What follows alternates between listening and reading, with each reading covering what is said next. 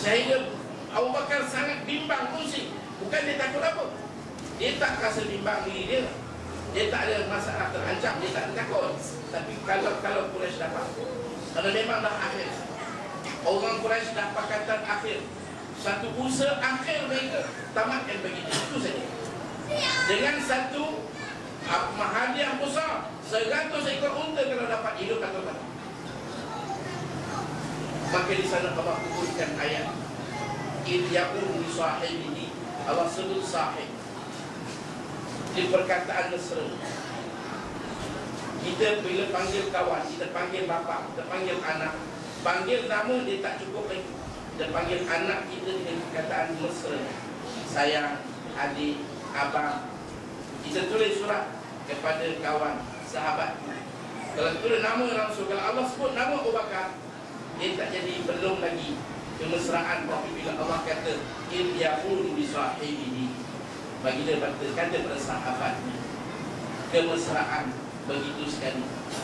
Kemudian baginda Abu Bakar juga telah dipilih untuk menemani perjalanan hijrah sampai di Madinah. Akhir ringkasnya, baginda telah memilih Abu Bakar untuk mengimami solat.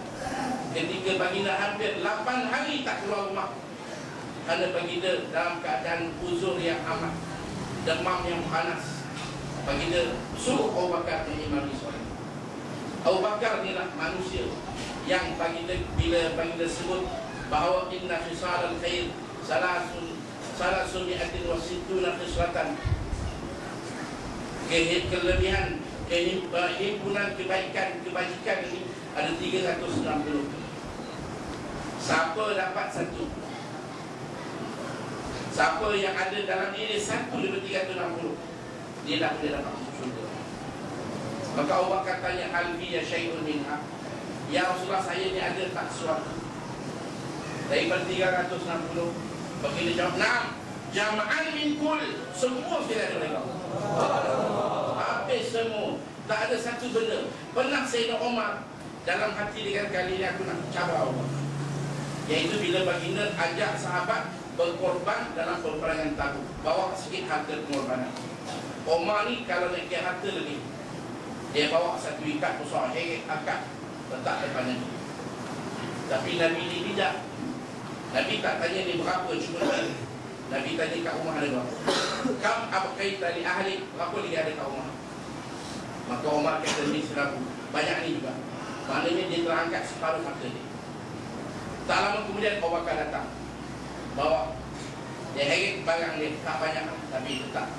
Bagi tanya soalan yang sama, tak tanya berapa ada, tapi kat rumah berapa. Kam abqaita li ahli, berapa tinggal?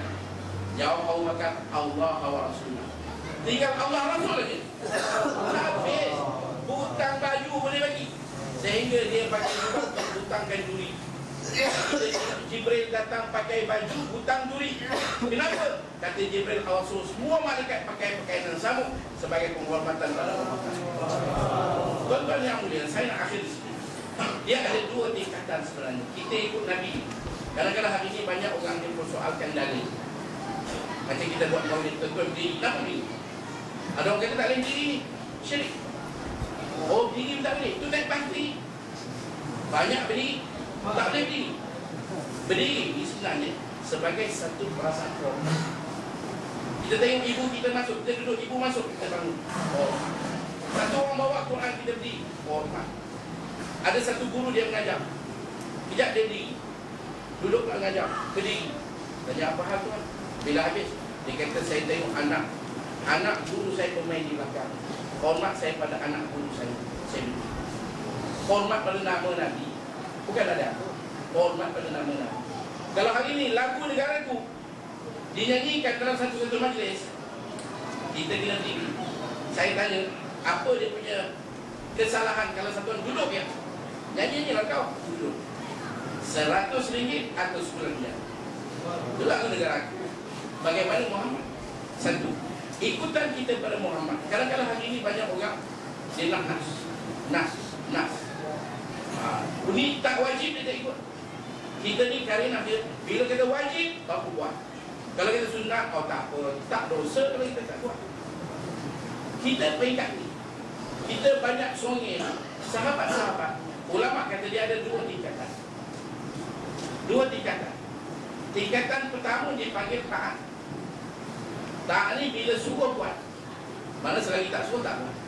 Bila ditegah tinggal, lagi tak tegah tak tinggal. Ini taat. Ini pekat biasa. Wajib sunat ni biasa. Bila wajib boleh buat. Ini taat. Ini belum cemerlang. Belum cukup lagi. Kita tak boleh bangga dengan anak kita. Bila suruh boleh buat. Kalau kita tak suruh, berselenggak rumah. Kalau dalam kelas, cikgu tak suruh kutip sahabat, dia tak kutip. Kena suruh dulu buat, baru buat. Nak kena cari nas dulu. Nak ajak orang pergi masjid, nas. Kawan-kawan kita tabligh keluar 3 hari, orang tanya, mana nas? 3 hari, 3 hari pun awak tanya nas. Yang awak pergi belajar Amerika, pergi England, tak ada nas pun. Bagi dia ada nas kat dia. Satu peringkat nas. Di sahabat dia ada satu lagi atas. Ini yang cemerlang.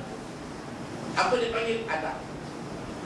Oh, bangga sangatlah kalau bapa dapat anak yang beradab. Adab dia apa? Tak perlu syukur. Dia faham tak apa mak dia punya kehendak. Dia balik tengok pinggan mangkuk berselerah dapur, dia simpan. Bapa kereta bapa dia dapat comot, dia bersih. Tak perlu suruh.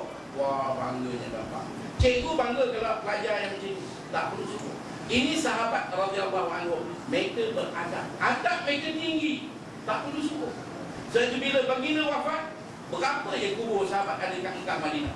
Mana lain? Sahabat yang bernama Qasum, adik Sayyidina Abdullah bin Abbas, makam dia dekat Uzbekistan. Apa dia buat kat Uzbekistan sana? Dia buat apa? Bisnes. Sayyidina Bilal, makam dia dekat Damsyik. Dia buat apa? Kalau nak tunggu perintah Nabi, Nabi kata kau pergi tau, jangan lupa. Kita tak dapat harap agama lah tuan-tuan. Tapi adab mereka ni lah yang membawakan kita. Pernah satu ketika Abdullah bin Zubair, baginda bekam kepala, baginda bagi darah pada Abdullah bin Zubair. Baginda Abdullah bin Zubair ni anak kepada Zubair bin Awam. Mak dia ialah Asma kakak Aisyah. Baginda kita wari, kau pergi sembunyi mana, pergi tanam. Pergi tanam. Abdullah bin Zubair bawa darah. Pergi satu tempat ujung, dia tengok kanan, dia tengok kiri, dia tengok depan, dia tengok belakang. Siapa pun tak ada, dia pun tanam. Tapi bukan dalam tanah, dalam pekul. Dia pergi minum darah Nabi. Kalau dia kata apa ni, mana nas yang kau pergi minum, siapa suruh? Nabi tak pernah ajar sahabat minum darah. Dia minum darah Nabi. Sanggup dia minum. Kalau orang kata dia tak asuh, kalau habis ni orang kata ekstrim, dia minum darah. Dia minum darah Nabi. Habis.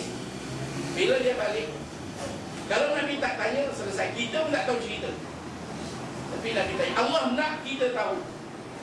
Allah nak kita tahu. Maka Nabi tanya, kau dah tanam? Tak. Nabi tanya lagi, di mana? Dia kata tempat orang tanam. Habis dia cakap benar. Sahabat dia tidak ada takabur. Sahabat tidak ada ujub. Dia tidak ada riak. Dia, oh sahabat ni bukan macam kita. Dia tak ada perasaan-perasaan ego, tak ada. Sombong tak ada. Oh subhanallah, sifat yang tinggi. Kenapa? Kerana pendidik dia Rasulullah telah mainkan contoh. Rasulullah masuk Mekah. Bila pembukaan kota Mekah,